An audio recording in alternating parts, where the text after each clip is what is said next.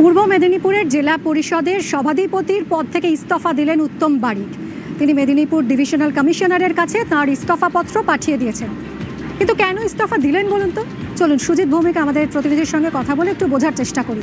সুজিত, কি কারণে ইস্তফা কিছু জানিয়েছেন উত্তম বারিক? তিনি জানিয়েছেন যে পূর্ব মেদিনীপুরে একেবারে তার দল কোণঠাসা এবং হেরে গিয়েছে। বিজেপির ব্যাপক জয়, মুখ্যমন্ত্রী জেলা নন্দীগ্রামের জেলায় তৃণমূলের অস্তিত্বই যেখানে বলা হচ্ছে রাজনৈতিক মহলে যে টিকিয়ে রাখার দায়, সেখানে সভাধিপতির পদ তিনি রেখে কি করবেন তিনি প্রশ্ন করছেন যে উন্নয়নের প্রশ্নে কাজ করতে পারছেন না। 4 তারিখ ভোট গণনার পর রেজাল্ট বেরিয়েছে, আজকে তিনি ধরো 5 তারিখ, 1 মাস কেটে গেছে, তিনি জেলা পরিষদে যেতেই পারছেন না, কেউ বাধা দিয়েছেন না।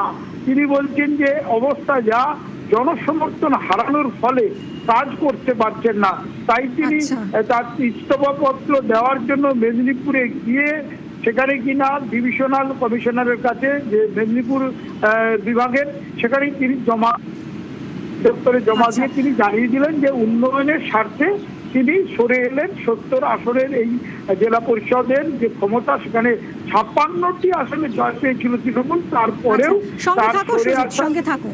উত্তম বারিক কি বললেন আমরা একবার শুনি। জনগণের রায় শেষ কথা বলে, জনগণের রায় যেহেতু আমাদের কাছ থেকে সরে গেছে, তাই পদে থেকে নিশ্চিতভাবে পদের অমর্যাদা করা উচিত নয়। মানুষ চাইছেন না, তাই সরে আসে।